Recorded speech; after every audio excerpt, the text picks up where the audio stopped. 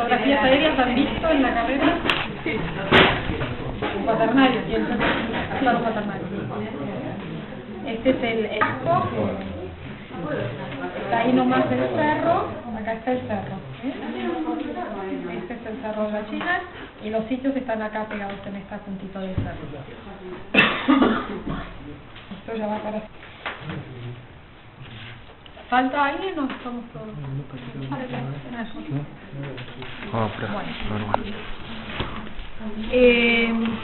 Esto después si quieren, si alguien quiere mirar, miren los lemas de los planos de ubicación.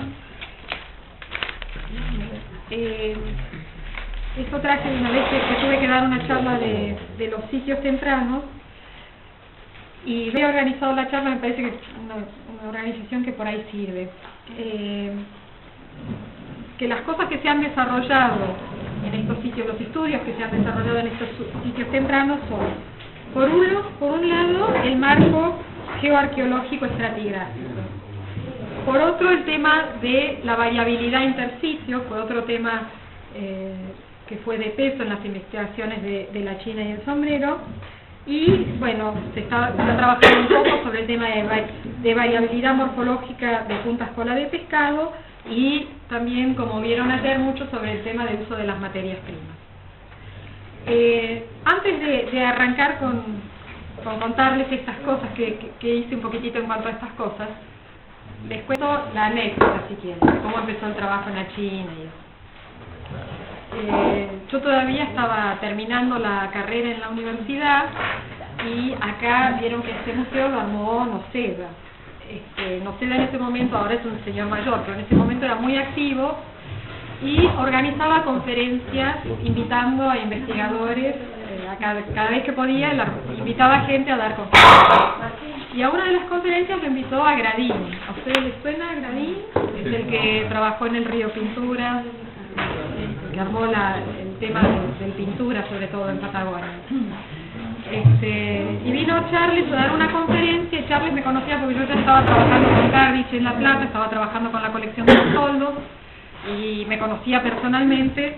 Entonces, no sé, le dijo, necesito un arqueólogo para trabajar porque tengo mucho material, tengo muchos sitios, qué sé yo. Y Charles le dijo, bueno, contáctese con Nora Fleckenheimer, que los padres viven en la zona. Entonces nos contactamos, ella me indicó una serie de sitios que a él le parecían interesantes, y de todos los sitios que recorrí, el único al que le vi posibilidades de trabajo en estratigrafía era que en realidad era un sitio en el que él nunca había hecho ni recolección de nada, pero le gustaba el lugar. Entonces me había dicho, ¿por qué no vas a ver ese lugar? Bueno, entonces fui y me pareció que había posibilidad de hacer algún trabajo estratigráfico, porque hice un sondeíto en lo que después llamé el sitio 1 y había dado unas lasquitas a los 10-15 centímetros y dije, bueno, acá me gustaría trabajar porque había algo de material enterrado.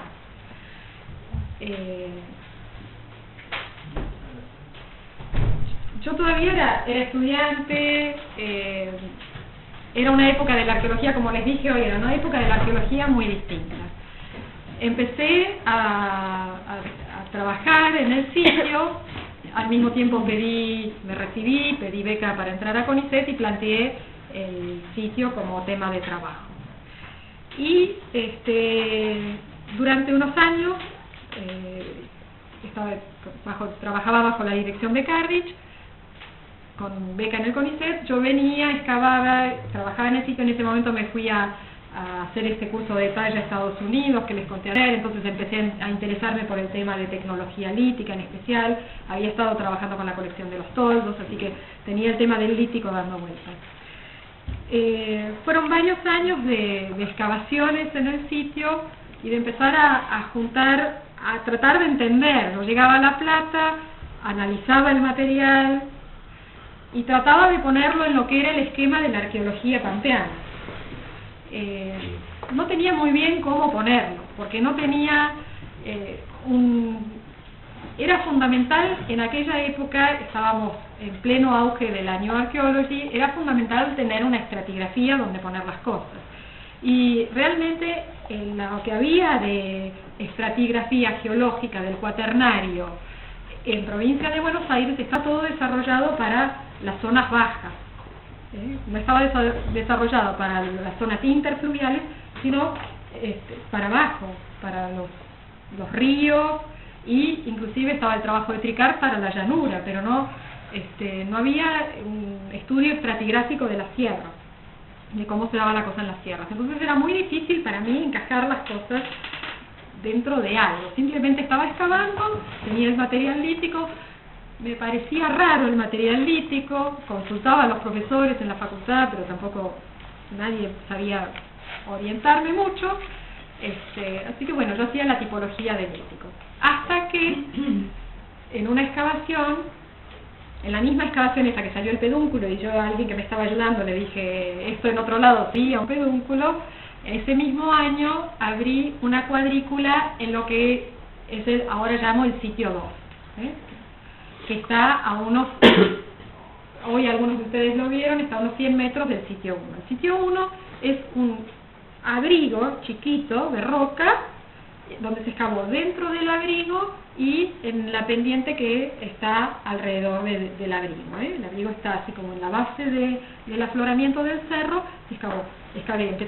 Empecé a excavar dentro del abrigo, que yo venía con la tradición de excavación de cuevas de Patagonia en la cabeza.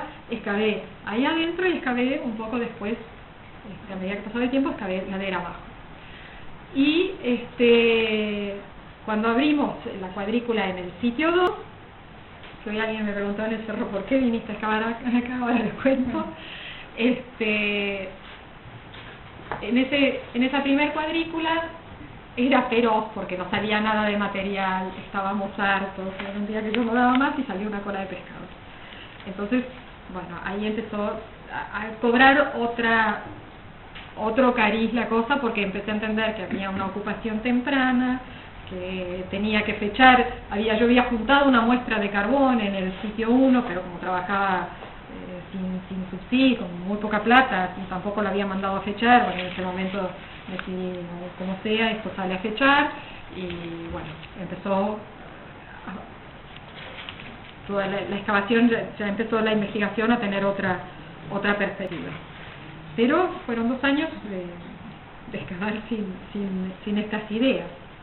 ¿Por qué excavamos en el sitio 2? Porque me lo preguntaban, y la verdad es que cuando uno va al sitio 2 dice, ¿por qué? El sitio 2 es... El sitio 1 está bien, está el abriguito, y uno tiende a pensar que la gente vive en un abrigo.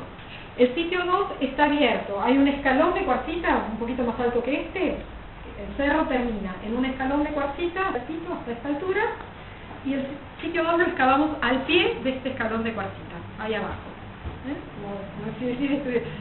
Excavé acá en el suelo y la roca contra la roca. No hay nada, no hay un techito, no hay un buen reparo, no hay nada. Y el sitio 3 lo abrimos en una situación muy parecida a la del sitio 2. El sitio 2 lo abrimos por algo que no tenía nada que ver, en realidad después nos enteramos. Porque mientras estábamos de excavación en el sitio 1, aparecía mucho material de superficie, justo más o menos a la altura que yo calculé que caía del sitio 2. Hacíamos recolecciones de superficie. Había una densidad de materiales en un lugar que yo dije, caminamos hacia arriba de la pendiente y dijimos, acá debe ser, de acá debe venir, y por eso abrimos el 2. Después no tuvo nada que ver, porque el material que encontrábamos, el sitio 2 era un sitio casi sin material, con muy poco material, y no era el material que estábamos encontrando ahí abajo, nada que ver, fue así, esos azares de la investigación, porque íbamos sondeando, mientras parábamos, hacíamos las excavaciones, parábamos en el sitio, vivíamos ahí en el sitio 1, entonces mientras estábamos viviendo, siempre había alguno que se iba, algún día que no se podía excavar o algo, alguien se iba a sondear, así que íbamos localizando dónde había material en casa a lo largo del cerro. Y hay material en casa en varios lugares a lo largo del cerro, inclusive que no están todos excavados, pero el sitio 2 no fue un caso de eso, fue simplemente porque nos pareció que caía el material ahí, no era eso, pero sirvió. Bueno, una vez que salió la cola de pescado, La primera publicación tiene las dos puntas, ¿no? Las dos puntas tienen. La primera sí.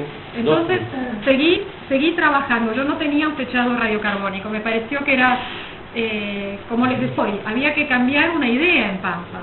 Porque las colas de pescado eran, en la cabeza de todo el mundo, eran patagónicas y de fel. Seguimos excavando un poco más, apareció otra cola de pescado y ahí un poco impulsada por Gradín, que en ese momento dirigía la revista de Relaciones, y porque a mí ya me parecía que esto había que darlo a conocer, armé un trabajo muy cortito donde publicaba las colas de pescado, estas dos colas de pescado y algunas colas de pescado de superficie que están depositadas acá en el museo.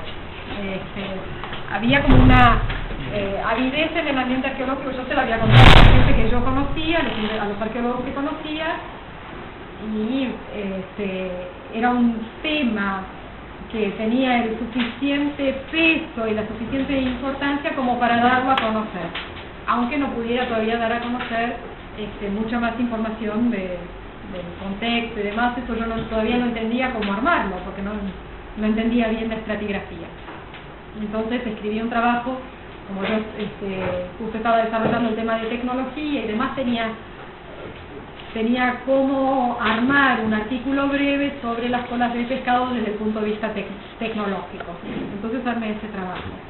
Mientras ese trabajo está en prensa, llegaron los resultados del fechado radiocarbónico del sitio 1, no del sitio 2, porque en el sitio 2 no tenía carbono. Entonces no había podido mandar a fechar una muestra de carbón asociada a las colas de pescado, pero había podido mandar una muestra de carbón de los niveles inferiores del sitio 1. Y fechado dio 2.700, figura en 10.700. Y figura como una postdata del artículo de la China, de las dos puntas colas de pescado. A ver. Hay que va con la tiene pastelitos para vender si alguien quiere. Yo decía, a ver, una máquina de escribir.